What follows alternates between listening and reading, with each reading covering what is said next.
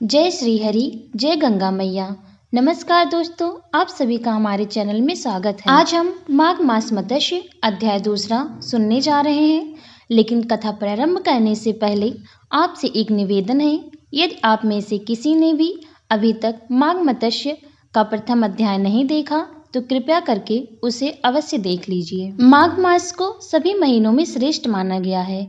इस पवित्र मास में गंगा स्नान, दान, जप और कथा श्रवण करने से जीवन के सभी कष्ट दूर हो जाते हैं। तो फिर आगे हम माघ मास महात्म्य का अध्याय 2 प्रारंभ करते हैं। राजा के ऐसे वचन सुनकर तपस्वी कहने लगा कि हे राजन, भगवान सूर्य बहुत शीघ्र उदय होने वाले हैं, इसलिए यह समय हमारे लिए स्नान का है, कथा का नहीं।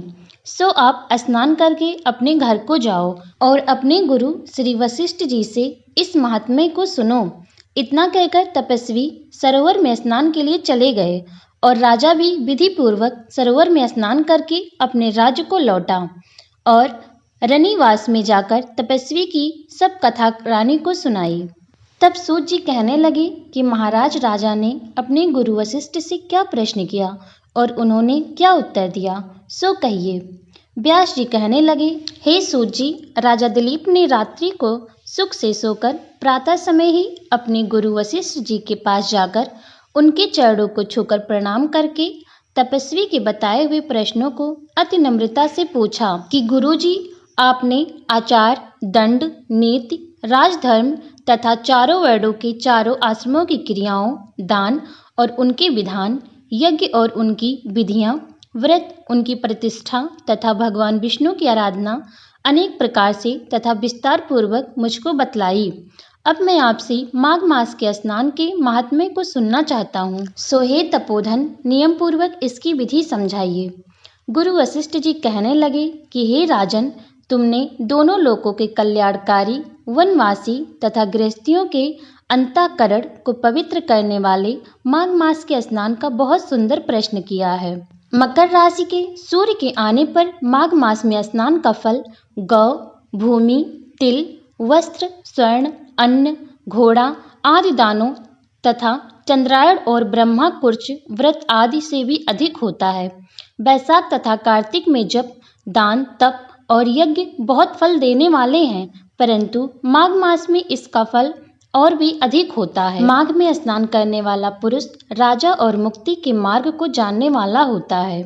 दिव्य दृष्टि वाले महात्माओं ने कहा है कि जो मनुष्य माघ मास में सकाम या भगवान के निमित्त नियम पूर्वक माघ मास में स्नान करता है, वह अनंत फल वाला होता है। उसको शरीर की शुद्धि, प्रीति, ऐश्वर्य तथा चारों प्रकार के फलों की प्राप्ति होती है। अदिति ने 12 वर्ष तक मकर संक्रांति में अन्न त्याग कर स्नान किया।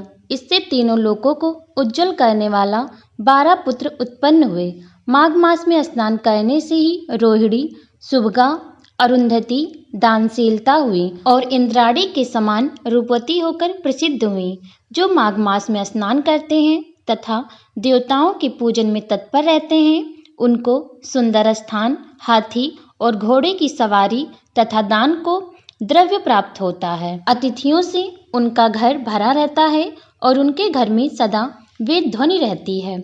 वह मनुष्य धन्य है जो माघ मास में स्नान करते हैं, दान देते हैं तथा व्रत और नियमों का पालन करते हैं।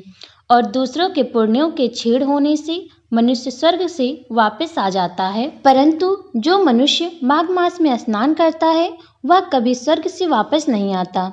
इससे बढ़कर कोई नियम, तप, दान पवित्र और पाप नाशक नहीं है। भृग जी ने मणि पर्वत पर विद्याधरों को यह सुनाया था। तब राजा ने कहा कि ब्राह्मण भृग ऋषि ने कब मणि पर्वत पर विद्याधरों को उपदेश दिया था, सो बताइए। तब ऋषि जी कहने लगे, हे राजन, एक समय 12 वर्ष तक वर्षा न होने के कारण, सब प्रजा छेड़ होने के कारण संसार में बड़ी उद्विग्नता फैल गई। हिमाचल और विंध्याचल पर्वत के मध्य का देश निर्जन होने के कारण श्राद्ध तथा तप सब छूट गया। सारा लोग विपत्तियों में फंसकर प्रजाहीन हो गए। सारा भूमंडल फल और अन्न से रहित हो गया। तब विंध्याचल से नीचे बहती हुई नदी के सुंदर वृक्षों से आच्छादित अपने आश्रम से निकलकर श्री भृग ऋषि अपने शिष्यों सहित हिमालय पर्वत पर गए इस पर्वत की चोटी नीली और नीचे का हिस्सा सुनहरा होने के कारण यह पर्वत पीतांबरधारी श्री भगवान के समान लगता था।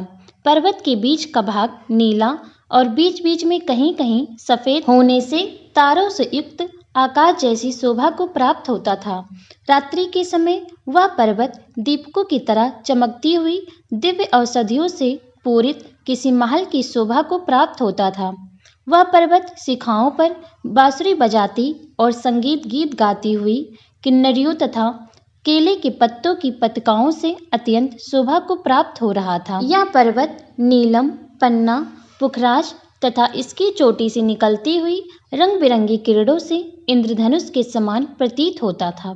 स्वर्ण आदि सब धातुओं से तथा चमकते हुए रत्नों के चारों ओर फैली हुई अग्निज्वाला के समान शोभामान था। इसकी कंदराओं में काम पीड़ित विद्याधरी अपने पतियों के साथ आकर रमण करती हैं और गुफाओं में ऐसे ऋषि मुनि जिन्होंने संसार के सब कलेशों को जीत लिया है, रात दिन ब्रह्म का ध्यान करते हैं और कई एक हाथ में रुद्राक्ष की माला लिए हुए शिव की आराधना में लगे हुए हैं। पर्वत के नीचे भागों में जंगली हाथी अपने बच्चों के साथ खेल रहे हैं तथा कस्तूरी वाले रंग बिरंगे मृगों के साथ झुंड इधर उधर भाग रहे हैं।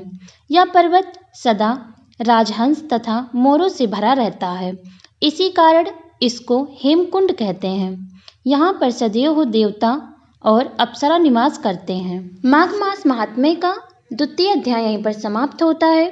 अगर आपको यह कथा पसंद आई हो तो वीडियो को लाइक करें, शेयर करें और कल माघ मास का तृतीय अध्याय इसी चैनल पर अपलोड होगा, तो उसे देखने के लिए चैनल को सब्सक्राइब जरूर करें और कमेंट बॉक्स में जय श्री हरि और जय गंगा मैया अवश्य लिखें।